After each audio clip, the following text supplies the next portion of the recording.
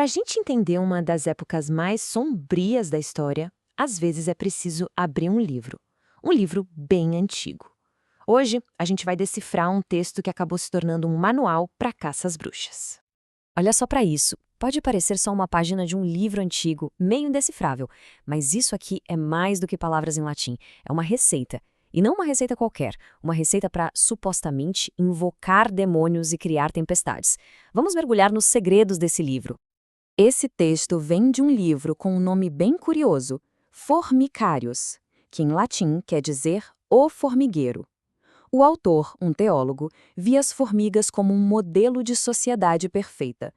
Mas o livro dele não era sobre insetos, não. Era sobre os perigos que, na visão dele, ameaçavam a alma humana, e, em especial, a bruxaria. Bom, então vamos começar pelo começo, né? Quem foi que escreveu esse livro e por quê? O autor era um cara chamado Johannes Nieder, um teólogo dominicano. Ele escreveu o Formicarius lá por 1437, e a ideia não era ser um conto de terror, mas um tipo de diálogo educativo. O objetivo dele era dar aos fiéis as ferramentas para identificar e, claro, combater o que ele considerava a obra do diabo.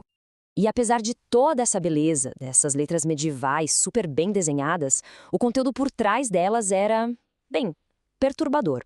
O livro entra em detalhes muito explícitos sobre o que as bruxas supostamente faziam. Agora a gente vai para o coração sombrio do Formicarius, a descrição dos atos das bruxas. O livro cita o que seria uma confissão, falando sobre usar a bruxaria, ou maleficium, para causar um dano bem físico a um inimigo.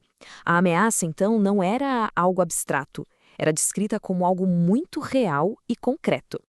Então, o ponto central é que essa crença não era vaga. O Nieder listou, catalogou mesmo os poderes que elas supostamente tinham, desde adoecer o gado e as pessoas, até, como a gente vai ver, controlar o clima para destruir colheitas. Tudo isso era considerado malefício, ou seja, atos malignos feitos com ajuda demoníaca. Isso nos leva a uma das passagens mais chocantes e, ao mesmo tempo, mais detalhadas do livro. A pergunta que fica é: como que alguém, naquela época, em pleno século XV, acreditava que um ser humano podia conjurar uma tempestade de granizo e raios? Pois é, o Formicarius não deixa margem para dúvida não. Ele oferece um verdadeiro guia passo a passo. É um ritual em 3 partes, e é descrito como uma clareza que chega a ser assustadora. Primeiro, uma invocação verbal ao príncipe de todos os demônios. Segundo, o sacrifício de um galo preto, tinha que ser preto. E terceiro, o ato de jogar a ave morta para o céu como uma oferenda. A partir daí, o demônio supostamente atenderia ao pedido. E aqui a gente vê o texto original de novo. Dá para notar as palavras pulum nigrum, que é latim para galo preto. Isso mostra que não é ficção. É um registro do século XV detalhando um suposto ritual. É uma janela direta para a mentalidade de quase 600 anos atrás. Mas o livro não era só um catálogo de horrores. Ele também queria ser um manual de defesa. Exato. Para cada ato demoníaco que o Nieder descrevia, ele oferecia uma contramedida teológica. A ideia era armar os fiéis com as ferramentas espirituais para resistir ao mal. Essa imagem ilustra bem essa dualidade. De um lado, o maleficium, a invocação de demônios. Do outro, o antídoto, o sinal da cruz, a meditação na paixão de Cristo e a oração do Senhor, o Pai Nosso. Era uma verdadeira batalha espiritual com regras e armas bem definidas.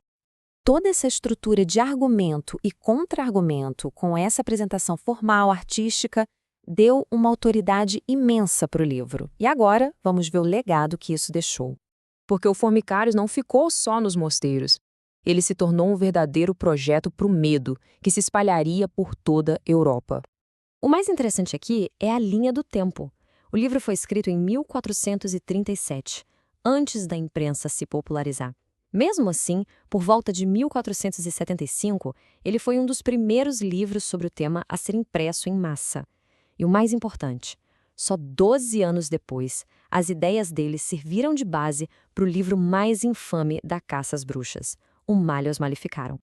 Então, por que um texto tão antigo é tão importante? Primeiro, ele pegou um monte de superstições locais e organizou tudo numa estrutura teológica séria. Segundo, a imprensa, que era novidade, transformou um manuscrito num best-seller, espalhando essas ideias como nunca antes. E, por fim, ele deu a justificativa intelectual e moral que os caçadores de bruxas precisavam para fazer o que fizeram. E isso tudo nos deixa com uma pergunta bem inquietante. O Formicários começou como um guia de retidão, usando formigas como metáfora, mas no final ajudou a construir um formigueiro de medo e perseguição. Como um texto que era destinado a salvar almas se tornou um instrumento para condená-las?